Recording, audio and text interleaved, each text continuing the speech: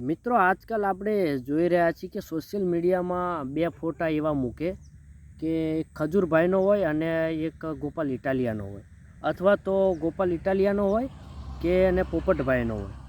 જે બે ફોટા મૂકી અને લોકો એવું પોસ્ટ ઉપર લખે છે, ફેસબુક પર હોય કે ઇન્સ્ટાગ્રામમાં હોય.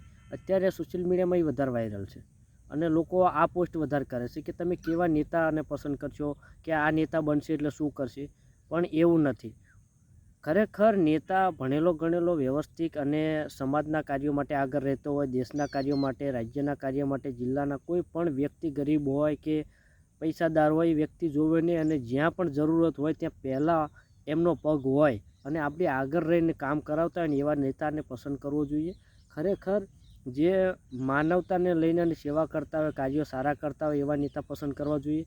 એવું નહીં કે સમાજમાં મોટું નામ છે ને પૈસાવાળો છે એટલે એને નેતા બનાવી દઈએ, એનું નામ અત્યારે બહુ ફેમસ છે એટલે એના નેતા બનાવી દઈએ. એવું નહીં. દેશના ભવિષ્ય માટે, આપણા રાજ્ય કે ગુજરાત રાજ્ય હોય કે આપણા જિલ્લા હોય કે આપણો દેશ હોય, એના ભવિષ્ય માટે, આવનારા સમય માટે શું કાર્ય આ 5 વર્ષમાં કરશે એવી અપેક્ષા રાખી, આશા રાખી અને આપણે નેતા પસંદ કરવો જોઈએ. આપણો એક કિંમતી વોટ છે કે આખો સમય બદલી નાખે છે ને આખી માનવતા બદલી નાખે, આખું દ્રશ્ય બદલી નાખે છે.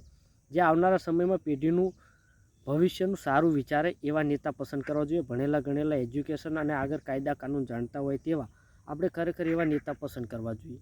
એમ નહીં કે તમે કોઈ સારો બહુ મોટો નામ છે ને એને પૈસા છે એની પાસે ને પછી આ ભવિષ્યમાં સારું કરશે, એવું નહીં.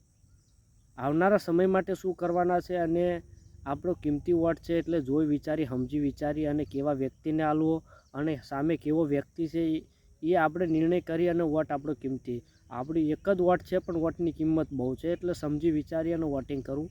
એવું નહીં કે પોસ્ટ જોઈ લીધી ને જેની લાઇક વધારે હોય, કોમેન્ટ વધારે હોય એનો વોટ આપી દઈએ અને એને જીતાડી દઈએ. એવું ખરેખર નથી હોતું.